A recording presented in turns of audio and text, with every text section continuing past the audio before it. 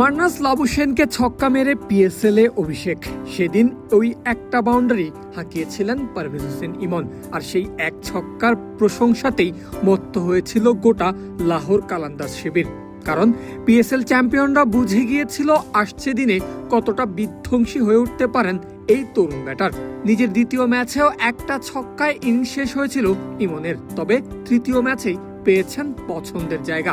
প্রথমবার ব্যাট করতে নেমেছেন ওপেনিংয়ে, আর নেমেই পারভেজ ইমন দেখিয়েছেন নিজের আসল ব্যাটিং চেহারা। মুলতান সুলতানসের বিপক্ষে 19 বলের ইনিংসে 5 ছক্কা 2 চারে তুলেছেন 45 রানের ঝড়, খেলেছেন 237 স্ট্রাইক রেটের ইনিংস। ম্যাচ শেষে লাহোরের মালিক সামিন রানা তো রীতিমতো মাথায় তুলে রেখেছিলেন ইমনকে, তবে কে জানতো সেটাই যে ছিল শেষ। ওই ম্যাচেই লাহোর কালান্দার্স খেতে যাচ্ছে বড় একটা ধাক্কা।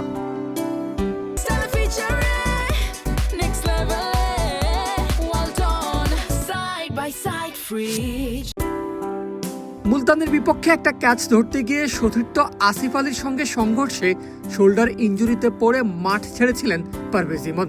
এরপর আর মাঠে নামাই হয়নি এই বাংলাদেশের। ইসলামাবাদ ইউনাইটেডের বিপক্ষে লাহোরের ব্যাটিং ধসের দিনে ইমনের অভাব হাড়ে হাড়ে টের পাওয়া গেছে।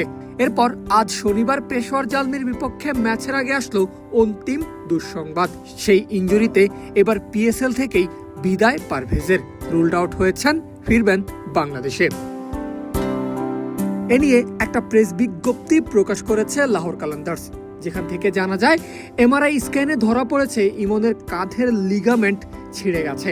ফলে চিকিৎসকরা তাকে কয়েক সপ্তাহ বিশ্রাম ও পুনর্বাসনের পরামর্শ দিয়েছেন। এমন খবরের পরই ইমনকে স্কোয়াড থেকে ছেড়ে দেওয়ার সিদ্ধান্ত নিয়েছে লাহোর কালান্দার্স। আজ শনিবার রাতেই দল ছাড়বেন পারভেজ ইমন। সব মিলিয়ে মাত্র 3 ম্যাচে শেষ হয়ে গেল ইমনের পিএসএল ডেবিউ সিজন, যেখানে 71 রান করেছেন tiger top order batter. Strike rate ছিল 161.36। পারভেজ ইমনের বদলি খেলোয়াড় হিসাবে কাকে নিবে লাহোর কালান্দার্স তা এখনো জানা যায়নি।